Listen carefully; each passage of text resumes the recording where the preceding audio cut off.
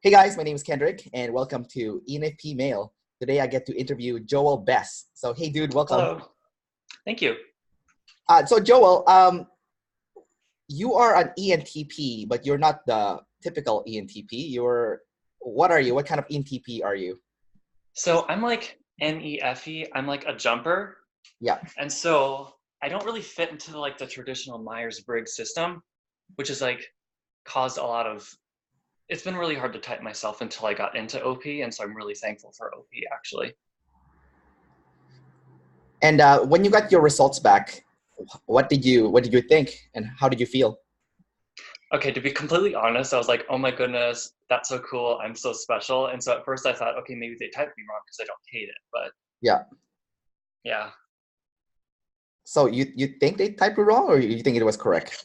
I think it was correct. I hope it's correct because I'm not gonna lie, I think my type is kind of cool.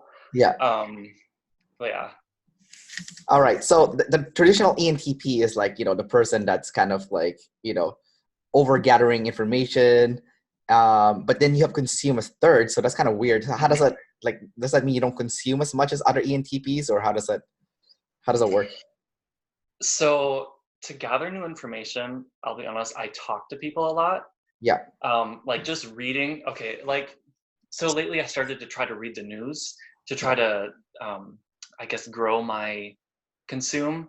And I find myself just like reading headlines and being like, oh, that's cool, and going on to the next thing. I see. So yeah. Gotcha. And so that means you get your information from people using your play then. Mhm. Right. Right, right. Um, Now, you also had Blast as a savior, which is normally like a typical ENTP would not have Blast as a savior. Hmm. I mean, there's ENTPs who can definitely use it pretty well, especially when they're older, like Jordan Peterson, for example. Hmm. Um, but you have it quite high. So how does that work in your life? Like, Um, I like to talk a lot. Um, like about OP, for example, I talk to my family a lot about it, and I actually annoy them. I feel kind of bad about it, but also I will. I guess it's kind of play blast with sleep last, some sort of combination of that. But I can't really process my thoughts very well unless I'm like talking them out loud, and I think that's blast. Maybe I don't know. So I'll do video journaling, because I have to hear myself actually speak to know what I'm even thinking about. how's that working for you since you started doing video journaling? It's actually been really helpful. I'm noticing certain patterns in my life that are good to notice because they've been causing me some problems. But I also have to like rewatch them, which I don't do very often. I'm not gonna lie, um, but it's been helpful. So having that, I guess, low consume, you don't even want to consume your own stuff. I don't. I'll be honest. You don't want to hear your own bullshit. No, no, no. um, so you're a double decider. Does that mean when you talk to people, you usually can see their point of view as well as your point of view, and you're pretty relatively balanced with that? Would you say? Hmm. Yeah, Can you give an I'd say so. example in like your life where maybe you had like family members or friends who are like freaking out over something that to you is like not a big deal, like it's a people thing, you're like, like I see their point of view and I see your point of view, and like you're not really freaking out over it, but they are, they're like blowing their heads off over it. So, but I think both my dad and my younger sister, I think they're both um, single deciders. I'm not 100% sure because they haven't been typed, and I'm terrible at typing people. But they do get really weird with people. They have a lot of people that they don't like, and it's like this huge blow up. They're all against me. They're the enemy, and I'm just like, well, not necessarily. There's two sides. They're probably not all scheming to get you, but you can't really say that because then they'll think you're with them. So that does kind of happen. Yeah. It's interesting because before I got typed, I actually thought um, I thought I was a decider just because I'm kind of more aware of the decider issues. I can see that I'm tribe of self, and that I have problems with like forming my identity. But apparently that's just because those are in the middle. That's what Shan said, I think. So it sounds like your parents and your dad and your sister are IPs then. Probably. I think they are, honestly. Yeah, because if they're saying like everyone's against me, that's kind of like me against the world kind of mentality, right? Mm-hmm. Now you said your tribe above self. So can you talk about that then? Like, Anything specific? you sacrifice yourself for other people? Well, not to be like, oh, I'm such a martyr or whatever, but I do have the habit of like always being really, really like I kind of walk on eggshells with people even when I don't need to. Like I don't want to make people feel bad, and I don't want to like offend people. Yeah. And like if someone has a view or a value that I don't really agree with, I'll be like, oh yeah, I totally see why you value that. That's totally reasonable, even if I think it's the stupidest thing in the world. Yeah. And so I'm trying to kind of like tone that down a little bit and just be like, maybe I don't agree, but I can see why you say that, and we can disagree, and it's okay. But yeah. So you mentioned earlier that you felt like you had trouble with your identity a little bit. You do have demon TI, but it's masculine. So let's talk about that. Like what's that like? It's really interesting because I don't really spend much time like developing my truth or whatever, but it feels like it's just kind of sitting there in the background. It's kind of like I remember when I was a kid, I really liked playing with like dolls, Barbies, all that stuff. And I had family members. My parents were worried because, oh, you can't play with those. Those are girls' toys. I thought those were the stupidest thing in the world. There's absolutely no reason why I couldn't play with them, and I enjoyed playing with them. So I just did it anyway, and I didn't really care. And I feel like that could be some masculine TI right there. And sometimes I'll get like swings, like when I'm using my FE all day for a long time and I feel kind of empty, I'll just kind of go like, this is stupid. I'm gonna just kind of go into this kind of selfish swing. I don't really like those swings. I'd like to have it kind of balanced, but that's just something I'm working on. So because your TI is masculine, do you ever like correct people when they're saying something that's illogical? Like, that's one of the things with masculine TI, right? It's like logical consistencies, and someone will say a statement to you and you're like, that doesn't sound right. Something's off. Like, do you correct people, or is your feminine too strong for you to do that? I will correct them in my head I see. and agree with them in person. Like, again, sometimes people will say something stupid and I'll just go along with it. Yeah. But I'll be thinking, oh my goodness, what is wrong with you? There was one time I was talking to this one person and he was saying how he believed, like women should wear dresses because men are more lustful. Now that's a whole different conversation. I don't agree with that personally, and I feel like it's kind of it's putting responsibility on someone else that they don't deserve. And so I did but I was really tactful with it. I was like, well, I don't really think that's right because of these reasons. But inside I was just like, oh my goodness, no, that's not true. So I don't really correct people very often. I kind of think it in my head and move on. So you correct them in your head. Yeah. You have masculine NE. Have you ever figured out how that works? Because that's one of the most confusing thing for like NE users. Like, what the hell is the difference between masculine NE and feminine NE? I know. I don't really see my NE. I thought I was NI because I kind of knew I was N, but I didn't really see it that I was gathering. And I think like the functions at the poles are a little bit harder to see. But I was talking to Dave and I wasn't talking to them. They were giving me their audio recording back, and they said that the masculine NE is really like it's like, I know what's going on. I know what's going on here. Why can't you all see this? This is what's actually happening. And it will kind of like jump over the sensory to just get that pattern. Like in my friends and family groups, I kind of see that there's this like pattern of it's the exact same, I guess, kind of like it's almost like a group demon swing. Like there's this drama that breaks out cyclically, and it's the same thing over and over again. I'm like, oh my goodness, how can you guys not see this? And I actually haven't mentioned it to anyone because I don't want to step on anyone's toes, but I'm kind of thinking in my head, you guys don't see this pattern. What's going on? From talking to people with masculine NE and feminine NE, I've only been able to kind of get one information that seems to differentiate both of them. And the information that I got was like, it seems like people with masculine NE are more, what's the best word to use here?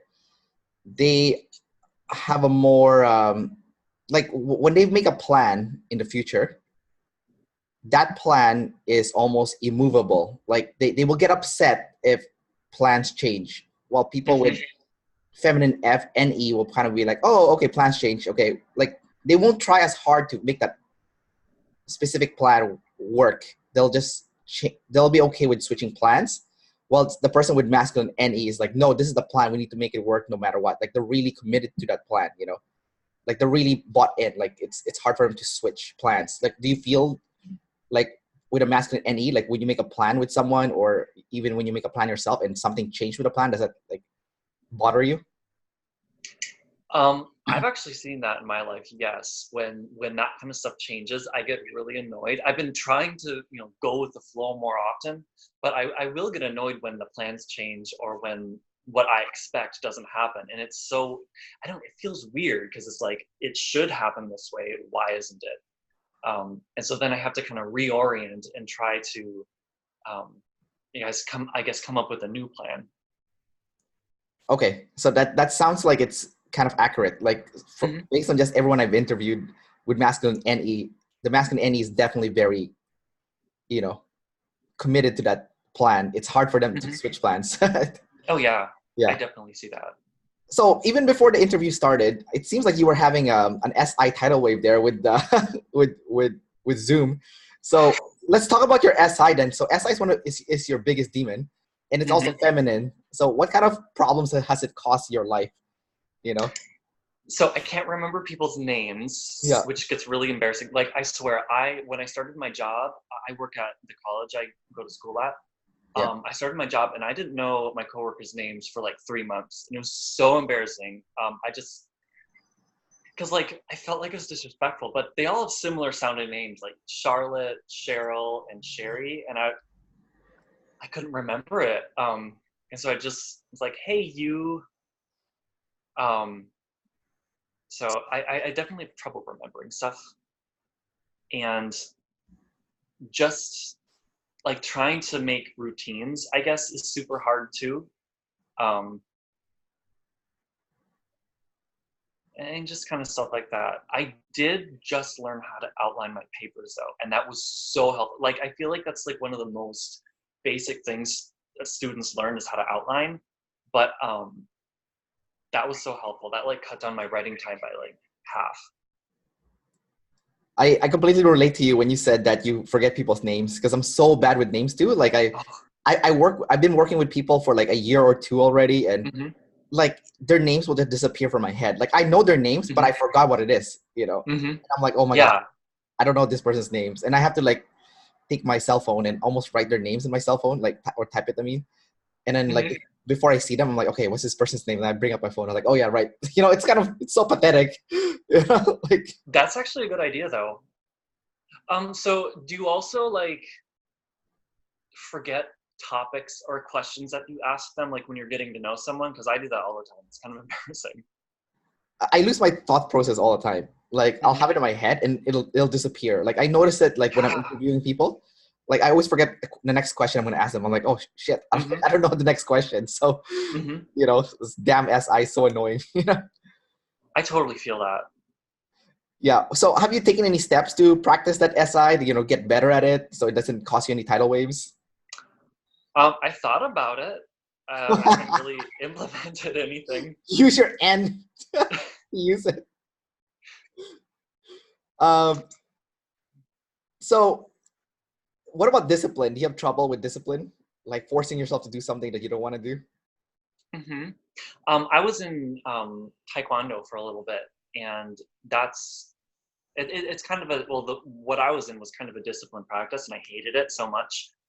Um, but but that was a little bit easier because that was kind of a social thing, so I could go around and I had that social pressure that kind of kept me going. But disciplining myself to do stuff is so hard. Like all summer I've been trying to go to the gym, and I weaseled my way out of it every single day. And also same thing with meditation. Like I've been trying to meditate, and I'll sit there for like 2 seconds and then go on my phone and chat with people. It's kind of sad, but I'm working on it. Do you see? I just lost my. I just forgot my question right there. I had a really good one. Do you feel like it's because you're trying to do too much at one time? Because you do have the NE, right? And then us Mhm. us NE users, we tend to try to do too much at one time, and then we end up not accomplishing anything because we're trying to do too much at one time. Do you ever struggle with that? I really feel that actually, especially with the meditation thing. I feel like I'm gonna miss out on so much if I'm not going, Yeah, and I guess gathering all this new stuff. yeah, Just sitting down and like having a routine, and it feels like death to me because I feel like I'm gonna miss out on so much. yeah. I actually kind of overbooked myself this week because I'm in Phoenix right now visiting my grandma, Yeah. and there's a lot of people down here, and so I've been meeting a lot of new people, and I just keep going and going and meeting new people, and so I'm like totally booked up right now. But Do you always overbook yourself? Is that something that happens all the time? Just like, oh yeah, I do that a lot. It's not something that's like constant, but like in these, like, because sometimes I just get so tired, I just have to be like only doing the necessities, and then I just sit in my bed and like scroll through Facebook. yeah, But like when I'm around people, I will often like overbook myself and then just crash at like 5 at 5 and then a.m. keep going because I have obligations. That's crazy. um, I have the same problem as you. I tend to overbook stuff too. Like I try not to. I'm like, okay, I want free time to, do stuff or like work on my online platforms. And then Mhm. before I know it, I look at my calendar. It's packed to the max, whether like I'm going to do some work or I'm meeting someone. And I'm like, holy shit, how did this happen? Like I tried to Mhm. prevent it from happening and then it just happened. Like like, is it like almost automatic for you? Like it just happened out of nowhere? Like you didn't even, Oh yeah. and then you maybe you didn't even want to do it. And then suddenly you're like, oh my God, what the hell happened? Like, like your schedule suddenly packed with things to do or people to see, right? I totally feel that, and Yeah. it. I don't know if it's like FE for me, but then I feel like super obligated to make sure that I don't like, you know, make anyone feel missed out. But I definitely feel that like the scheduling and everything just gets so packed out of nowhere. But I started using a calendar, so now I at least remember I have stuff to do, Yeah. Oh, you which didn't use a calendar helps. before. How did you keep up with your plans then? I didn't. I forgot about things. Oh, okay. Um, People would text me and be like, "Oh my goodness, where are you?" Uh, but yeah. Okay, so I think that's the difference between us is that I have masculine SI, right? So I do have a Hmm. calendar and I do know all my commitments that I've made with people. So I Hmm. I don't like miss like it. I do I still do because I work in the fitness industry. So Hmm. sometimes I forget I have a client coming, but for the most part I do have a calendar. So I guess that's where the masculine SI and feminine SI differs a little bit. Is that even though it's both are demons, the person with the masculine SI has oh your audio your video just disappeared all of a sudden. Are you still there, Joel? Oh, it's vanished.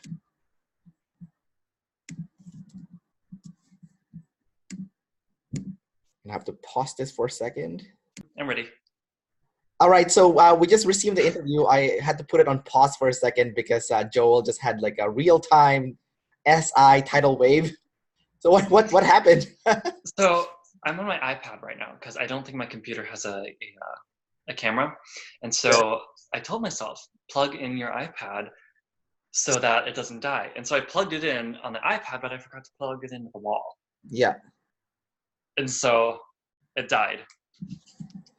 You know what's so funny is that like I've been doing this interview for a while now, and it like OP is so like objective personality is so real. Like because every time I interview someone that's an EP, especially an intuitive, and sometimes even IJs who are also intuitives, they'll have like the same problems what you just had. Like you know like stuff will like screw them over somehow. You know. It's so weird because I just felt like this is just me being an intuitive snowflake, but I felt like something was going to go wrong, and it did. Yeah. But I'm glad I'm not alone though. That's good. That makes me feel better. Yeah, I can't tell you like because like I said, I work in the fitness industry, right? Like I can't tell you how many times like I'm in the middle of teaching like I teach spin, right? I'm a spin instructor. So I'm teaching spin, and then suddenly like the monitor that we're using, where I have everyone's you know RPM, or even my music would just like just break out of nowhere. Like the monitor will break, or my music will break. You know, like someone's bike will not work properly, and like you know stuff is always breaking around me. You know, like it's so fascinating. You know, like with someone with like you know demon fourth function sensory, where things are always breaking, and like you know I notice it with people who don't have that sensory problem. You know, things are fine. Like even when something breaks, it doesn't freak them out, right? They'll just fix it, right? But then when it comes to people, they're freaking out like crazy, and I'm like, you know, there's like people doesn't freak me out. Like I can just jump in, it's fine, right? You know, so it's I just find it so fascinating. Like with us, you know, with us double deciders, like people, we kind of just jump in and we can kind of like wing it too, and it doesn't, it's fine. But when it comes to like stuff, like we cannot wing it. We wing it, something will break. You know. I feel that, and honestly, I think I would like die if I was like teaching a class and everything was like crashing. How do you like manage that? I mean, we're lucky, right? Because we're EP, so chaos is something we're kind of more used to. So when chaos does happen, I just try to make it comedic. You know. You know. I do the same thing. Yeah, like to kind of like disarm the situation. You know. Like I can't imagine if like it happened to an IJ. Like I don't know, they would have a meltdown. I think if that happened, you know. But as an EP, even though I'm like stressed out that the sensory stuff is falling apart, like I just use my comedic side or like my double decider powers to kind of like get everyone laughing. It's like, oh yeah, you know, it broke again. You know how sad. You know, like so it's, you know, I have a ways to overcompensate for that like SI. Yeah. So, yeah, you were going to say something? I was, but then I forgot it. Okay. Speaking of IJs and EPs, I want to ask you a question about control. So, like, do you ever freak out when someone tries to tell you what to do or control you? Yes. And do you have any stories where, like, you had a big freak out or like an authority figure was kind of like forcing you to do something you don't want to do? I do have a story. It wasn't, and now this isn't like exactly an authority figure is actually trying to control me, but it's like the threat of it. Yes. So one of the presidential candidates, Pete something or other, I can't pronounce his last name. Yeah. He was talking, and I think he's a cool person and everything like that. But one of the things he said he wanted to do was have like a mandatory, like every person at a certain age should be mandatorily enlisted in the military or civilian services. That freaked me out, and it was, and I kind of knew that it was probably just an observer freak out, but I felt it. I was like, oh my goodness, I would be so afraid to be forced into. And then I feel kind of bad because it's like, well, people are putting their lives online voluntarily. What kind of a person am I? But just the idea of the control, it did make me have a bit of a freak out. So I just sat there and processed it for a while, and I complained. I was talking to one of my family members about it. But yeah, I do feel that when it comes to control. Yeah. Um, they said that, you know, as an EP, in order for us to achieve what we really desire, which is freedom, Mm-hmm. we need to control us. We need to control ourselves. Mm-hmm. You know. So do you feel like there's any truth to that statement? Um, it makes sense. So probably, I mean, like with the writing example I had earlier, when I just set down some discipline and wrote the outline, I got done with the paper a lot faster, and so then I had more free time to explore and also like for example, exploring like a city or something. When you kind of like set out a plan, or just like remember to charge your phone or something, Yeah. you'll have more freedom. So I guess I get it. I haven't experienced it too much because I'm still kind of new to this growing and developing the SI and the Yeah. TI and all that Yeah. jazz. But it seems like it makes sense. Yeah. Because like if you look at it, like one of the basis that I'm gonna use here is like, okay, let's say with money, Mm-hmm. if you have the discipline to save money, then you have financial freedom, right? Or Mm-hmm. like I don't follow the advice, by the way. I need to work. That's work in progress for me. I feel that. But like, you know, same goes for fitness, right?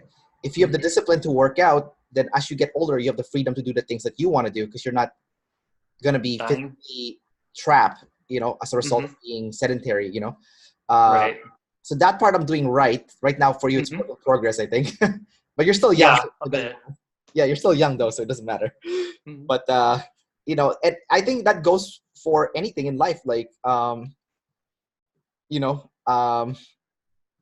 like even with dating, I think, like, you know, if you take the time, the discipline to set aside time to spend time with your partner, Mm-hmm. then you'll have the freedom later on not to have any relationship problems, you know. Right. It's like it's so, I think it's one of the best concepts I've ever heard, actually. Like it Mm-hmm. actually makes me think. I'm like every time now, like I'm about to try to drown on my saviors, which is like, you know, freedom, like the obsession with freedom. I just think to Mm-hmm. myself, I'm like, no, this is it's fake. It's not real, you know.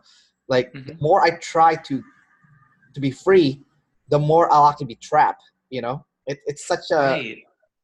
you know, it's such a paradox. You know, like so but it's so hard to wrap your head around it too. At the same time, like even practicing it is like the most hardest thing in the world, in my opinion.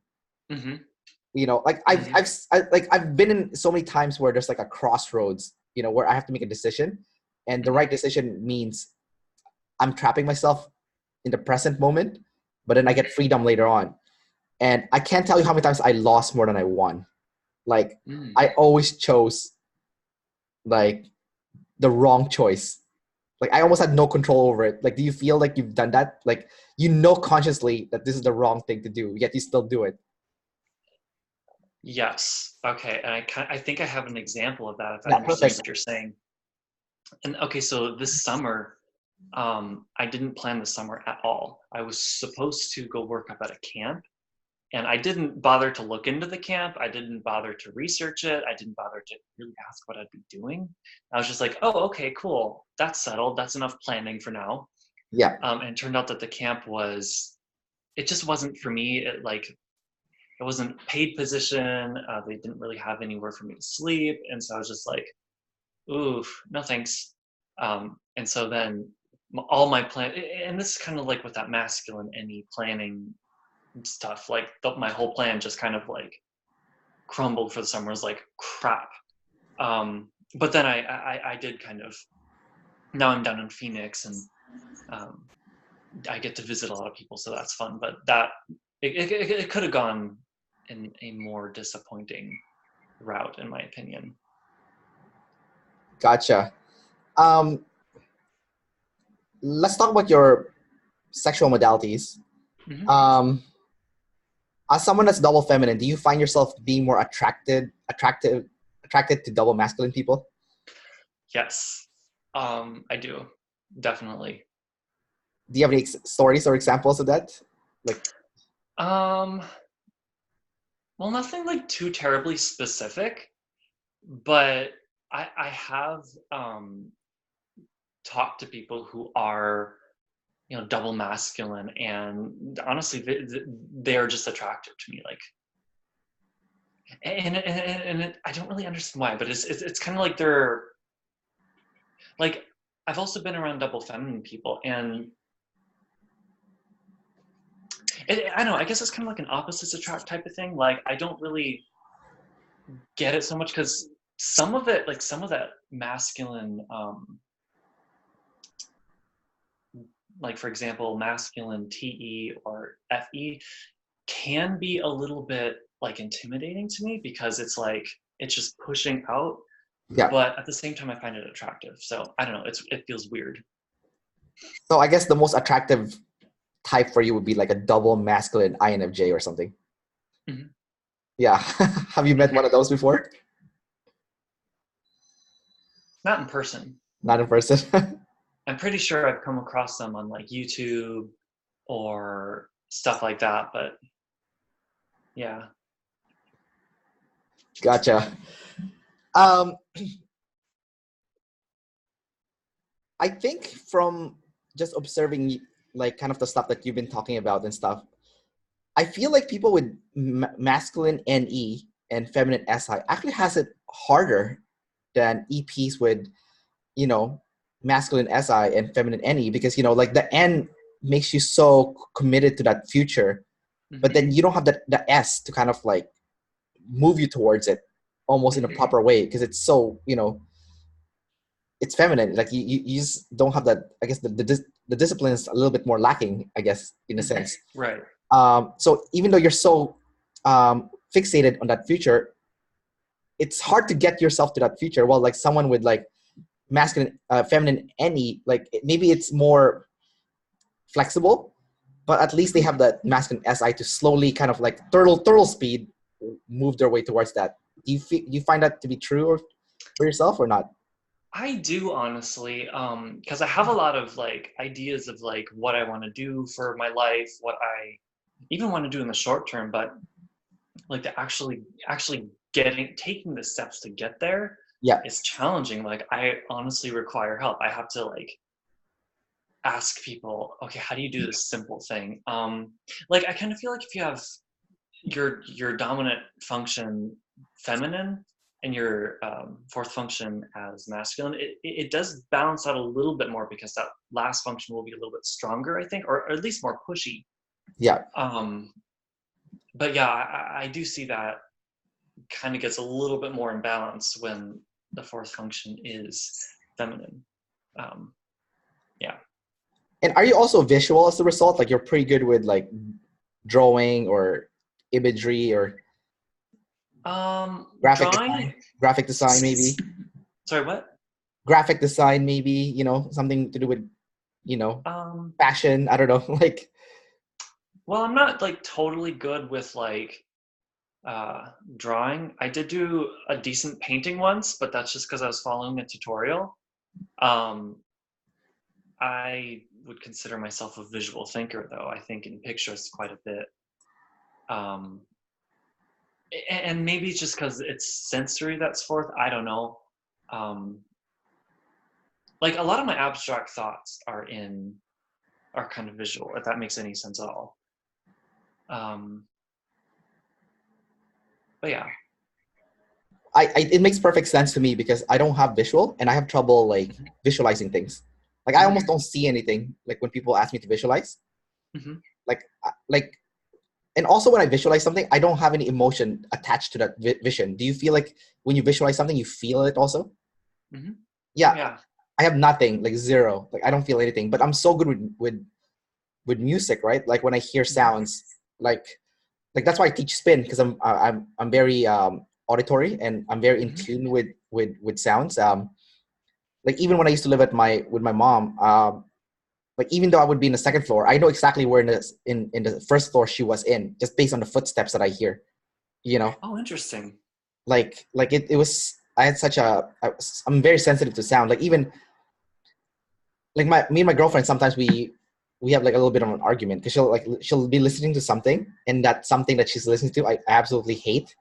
So I have to tell her to like either lower the volume or turn it off, and then like like she'll get really upset at me because she's like it's not a big deal. I'm like, to me it is. Like I'm very sensitive to sound, like I know this sounds so weird, but like like for me, like when people watch like sitcom, like, you know, like, I don't know, like Friends or, you know, those kind of shows. Like, I don't get me wrong, I like Friends, but like, you know, like The Office or something.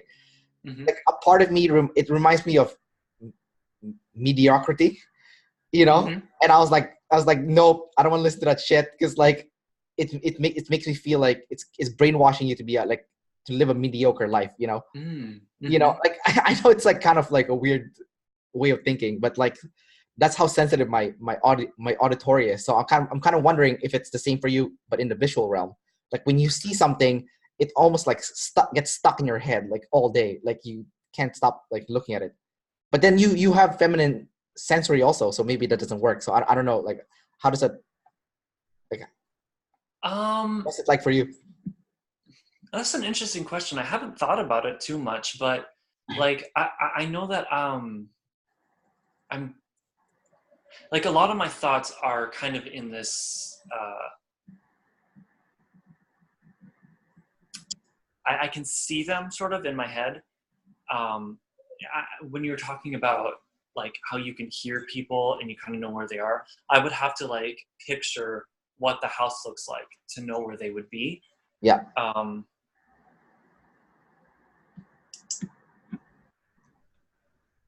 And just kind of stuff like that. Although I had to pause. Speaking of The Office, I had to pause watching it because Michael, I felt really embarrassed for him because he was an idiot. And so, yeah, I just thought that was funny. Anyway, Who's Michael? like, I think his name is Michael. Like the guy in The Office who says a bunch of embarrassing stuff. Is it the main character? Steve Carell. Oh, Steve Carell. Oh, okay. Yeah, I love that guy. I mean, it was funny, but I don't know. I had to pause it just to like gather myself because I would die if I was in those kinds of situations. It was so awkward. Yes. Oh my goodness. Is that an FE thing then? Because like, you know, It like must be. I think so. I noticed with FE users, like they absolutely cannot stand like an awkward social situation. Like it like bothers the hell out of them, you know, like It does. like It really it like does. it like affects you guys so hard. Like it doesn't bother me, right? I actually laugh when it happens. I'm like, Mhm.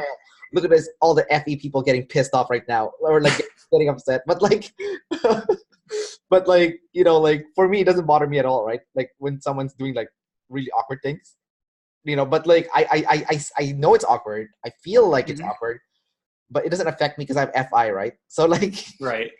but so there's one thing I've always been curious about. So since you're FE savior, um, I noticed that FE people, you know, like it's kind of like what David Chan says. If it doesn't feel good, it doesn't work, right? Mhm. So I noticed like in business or in general, like people with FE users would like be more likely to be the kind of person that will like wine and dine you first. Like before you get into business, you Mhm. must have a meal first and you do like fun things together first, you know, before you talk business at all. Or like, you know, you entertain the person first, right? Like in my Mhm. head as a TE user, I find that so inefficient, right? I'm like why the hell are we wasting time entertaining? Let's get to Mhm. work, and then if I like this person, we can go like hang out afterwards. So Mhm. like, do you feel like you need to entertain the person first before you do any serious kind of work? Like, Yeah. Like I want to establish like good vibes between me and the other person. yeah, Otherwise the work can feel a little bit, I don't know, there's just like this weird distance feeling, and then I feel awkward, and then I feel like they feel awkward because I feel awkward. yes, So like when I'm working with someone, I will like to kind of get to know them, make sure that like they feel seen as a person, I yeah, guess. Even if they don't care, that's just something I feel like I'm responsible to do, I yeah. guess. So yeah. So does that mean like having the distance is almost unacceptable? Like you must close that gap somehow, otherwise it doesn't Hmm. work. Hmm. Okay, Yeah. because I cannot relate to that at all. But like I find it very fascinating that you as Hmm. a, you know, savior FE, you need to do that. Like if you don't do that, it's weird, you know. Hmm. But I think it's important that we know this thing, because like, you know, in life you're going to be dealing with people who are, you know, FE users and TE users, right? So, Mhm. you know, if the person's a TE user, then you can't do that stuff because they feel like you're wasting their time, right? Like, oh Right. my God, like, what are we doing here? Like, trying to get to know each other first and all this like nonsense. Like, just get straight to work. I don't care about the relationship, not right Mhm. now at least. But like after the work is finished, then we can go celebrate. You know, Mhm. So you know, like, can you ever see yourself working with someone where that distance of the relationship has not been close? Like there's a clear distance. You know.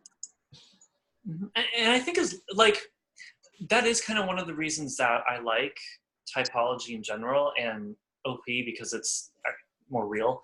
And it helps you understand people so you can relate better and not take other people's differences personally. Like, for instance, if I was working with a TEFI person and I knew that they just wanted to get to business and that's how they operated and that's what they're comfortable with, Yeah. me with my FE could be like, oh, that's what makes them happy, so I'm going to do that, and then we can both feel comfortable. Yeah, like I'll give you a concrete example right now. Like Mm-hmm. when you work in the fitness industry, you kind of have to work in different facilities, right? Mm-hmm. One of my boss in one of the facilities, so I also noticed something weird is that all the bosses that I work with are either IPs or EJs, which is Mm-hmm. like I don't want to say bad things about IPs or EJs, but I think double deciders make better bosses, in my honest opinion. Mm-hmm. Just because they're better at dealing with people. You know, like my favorite, Yeah, I get that. boss, yeah, my favorite boss ever was an EP, just because Mm-hmm. she knew the point of view of like she understood my point of view and like everyone else's point of view, right?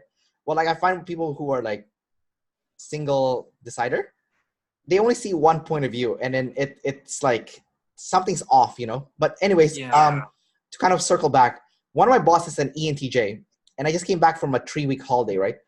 Um, and I noticed that the first thing she does is she doesn't even ask me how my vacation was. It's like she goes straight to work. It's like, Kendrick, I need you to cover this shift, this shift, this shift. Can you teach this? Like nothing. Mm-hmm. There's no like FE at all, like zero FE, right? And it doesn't bother me because like, look, I have TE also, right? So I get it. Mm-hmm. But like I do notice like when I talk to people with FE, they would ask me like, oh, how was your trip? Tell me how your vacation went. Like they'll do that stuff first before they start talking about work. Mm-hmm. It does feel nice when people do that first. Right. Yeah, but I also get the TE version of it. Mm-hmm. So like if you were in an environment where your boss is like, let's say an ENTJ, and you came back from like an awesome epic holiday, you know, like you probably like traveling, right? Because I Oh, yeah. noticed that EPs love traveling. Yeah. So Mm-hmm. like let's say your boss doesn't do that to you. Like you get to work, zero acknowledgement for your holiday or like the epic experience you just had. It's just like, nope, let's get straight to work. I don't even care what you did. Would you feel hurt by that? Honestly, yeah, I'd be kind of pissed. I mean, I wouldn't be angry, but I'd feel like, oh, they don't really care about my experience. Okay, I see how it is. Um, Yeah, keep going. but like at the same time, like if it was a professional environment, like, I would feel kind of hurt, but I'd also feel like they're not necessarily there to relate except for like business stuff. So I would kind of get it if it was a more personal thing. Like if I was going to hang out with a friend and they didn't even ask, I'd be like, oh my goodness, what the heck? I'm never talking to you again. But yeah, I think I would feel a little bit overlooked, I guess. Yeah. Mm-hmm. Now, as someone that's that has NE, lead NE, you love the new, right? So when people are always doing something weird, do you feel like that's something very fascinating to you? Like, let's say one of your Something friends, that's what? like really like out there, like really weird or quirky, or like Mm-hmm. someone like one of your friends is doing something that's really like different. Like, do you find that fascinating, or do you try to dial it back to something familiar? No, that's an interesting question because I guess it really depends on what it is. If it's something that's socially like, I will feel that, and I'll just be like, oh, you probably shouldn't do that. Yeah. But at the same time, I find myself, fascinated by people who are a little bit weird or a little bit different. Yeah. Like, as long as they're kind of aware of how they're making how they're impacting other people, Yeah. then I don't care. But if they're like weird and like ruining the vibe of a group, like I can feel other people not liking them, and that makes me feel bad. And I don't want people to not like me. And I feel like that makes me sound like a flake, but like at the same time, I recognize that they're an actual person and they have the right to be different. But at the same time, I don't want people to not like them and not like me for associating with them. But I personally am fascinated by people who are different and a little weird.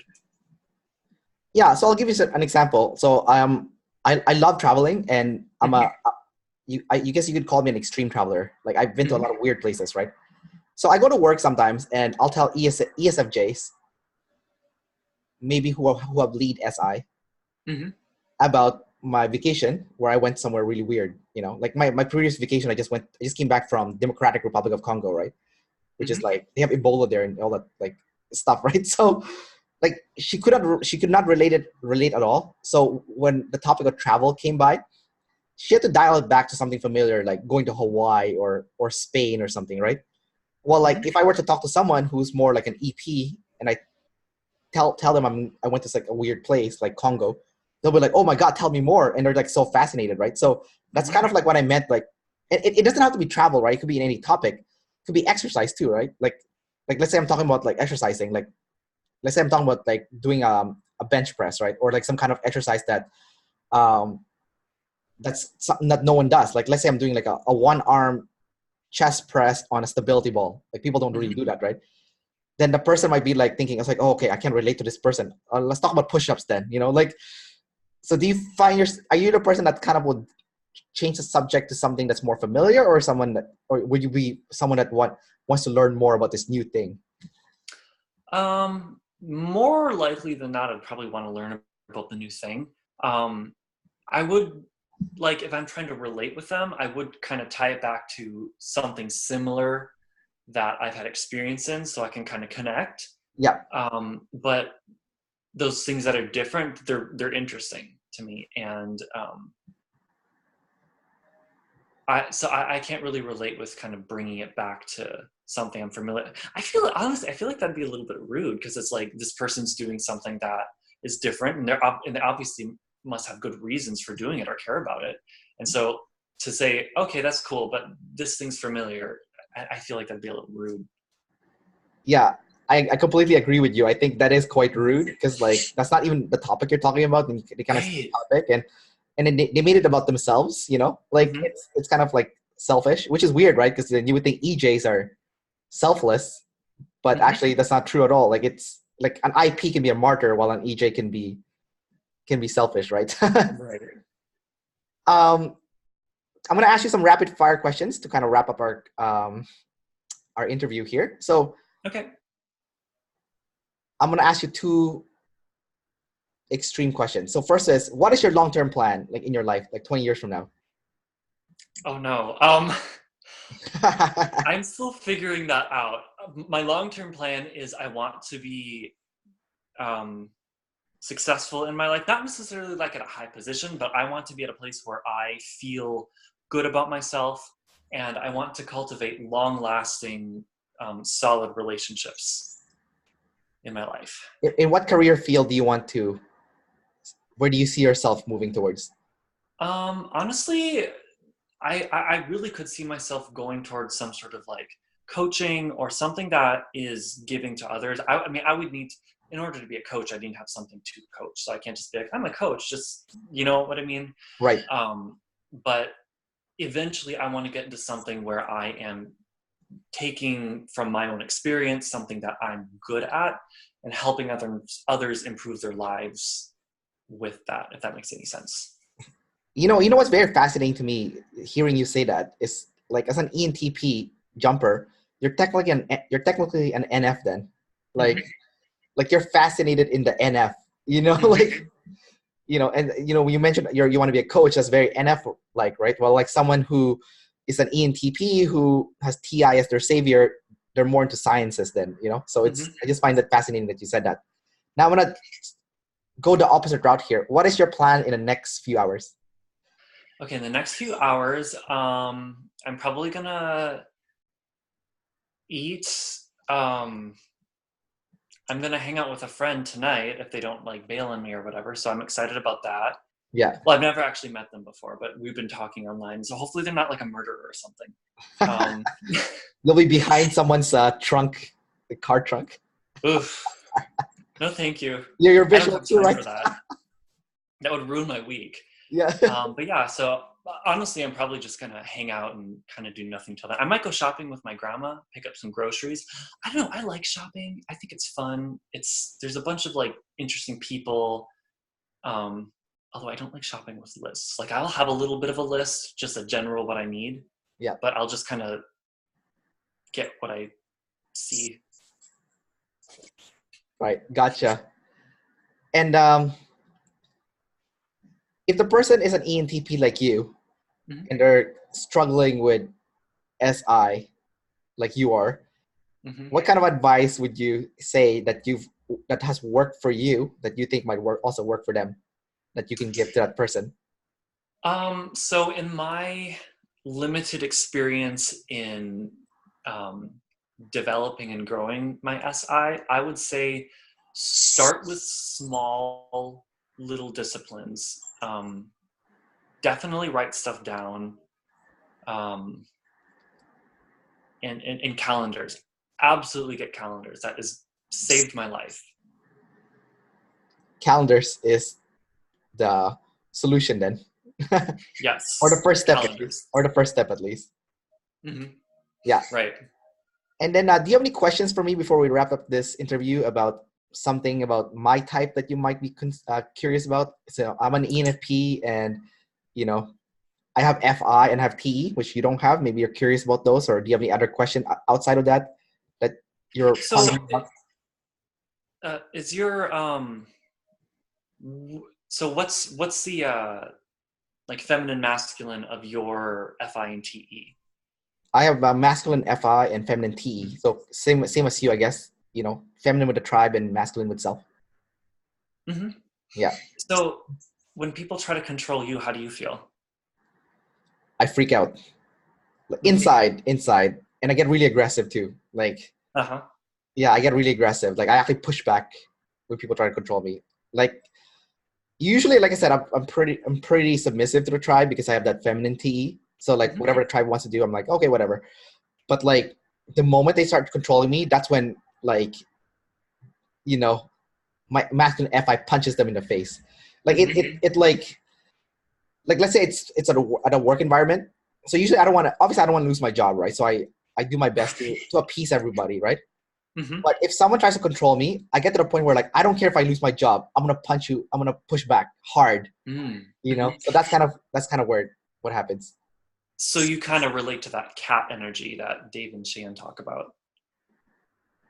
Yeah, it's weird. Like I don't push in a tribe. Like you know, it's like they talked about like what is it, like the sexual tidal waves. So it's like the tribe is like pushing on me, and pushing on me, and pushing on me, and then it gets to the point where like I snap, and I just like so like you start out as a cat, and you become a tiger, right? You know. I feel that. And then they freak out. They're like, "Oh my god, where the hell did this come from?" Right? You made me do it. And then they back down, you know, because I think I'm gonna get fired now because of what I just did.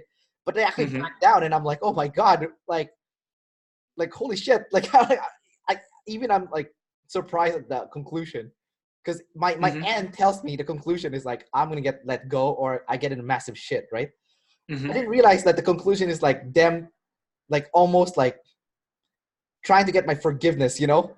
You know, like it, like the people in masculine, what is it? Decider, external decider, yeah, masculine external decider, whatever. I didn't realize how, I don't want to say this, but like how fragile they really are inside, you know? Like I never knew that before. Like before OP, I never understood that. Like I just thought that people who are like the tough guy or tough girl or whatever, I just thought they're just tough, you know, no one can break them. I didn't realize that it's not that hard to break them actually, you know? Like people who actually has like masculine internal decider are actually stronger in a sense, like it's such a weird paradox, like from what I've seen. Yeah, I totally get that. I can relate to the whole like people backing you into a corner and then you just eventually snap and just push them back. Yeah. That's happened to me several times. You have a story? And then they do freak out. Although some of them, well, I guess not to like push blame onto them, but some of them do get mad. They don't necessarily be like, "Oh, I'm so sorry." Anyway, but that's another story. Maybe if the person that pushed you also has masculine internal decider, then they won't apologize, Yeah, that's kind of what I'm thinking. Yeah, but there's so many factors that goes into it too, right? Like, I don't know if you follow the Enneagram, but not so much. So my youngest sister is an ENFP like me, and she does not like looking bad. So she will never apologize, even if she's wrong, just because she doesn't want to look bad, right? And she's not the only person that does that. Like, a lot of people I've seen who has that masculine external decider and feminine internal decider, who are tribe above self, will do that. Like, they don't want to look bad in front of the tribe.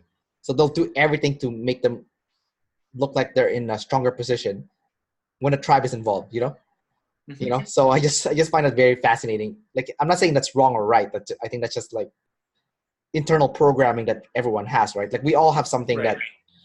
that makes us very irrational, right? Like, no matter how rational we are, there's something that makes us very irrational. Like, I have an INTP friend that corrects everyone about something illogical, but then when it comes to tribe stuff, like, tribe is after him. He's the most irrational person in the world. I'm like, dude, that doesn't make any sense. Like, why would this, organizer come after you? You're nobody. That probably offends him even more, like saying like, you're nobody, right? It's like someone that's an IP, they probably think highly of themselves. I'm wrong. Obviously, I'm overgeneralizing, but someone that has maybe masculine internal decider, and they're a double observer, they like, maybe they think they put themselves in a pedestal. I'm just like I said, that's not just an assumption, right? I don't know. So, anyways, dude, we're gonna wrap up the interview now. Do you have any final message before we wrap this up, or you're good to go? I'm good to go. This was very enjoyable. Thank you so much. Yeah, man. It's awesome meeting you. Finally, awesome talking to you. Like, I've seen you in Facebook group for a while, and we haven't interacted ever, so this is awesome. All right, I'm gonna go pause the interview now, so I'll say goodbye to everyone. So bye, everyone. Bye. Thanks again to Joel, and hit the pausing button now.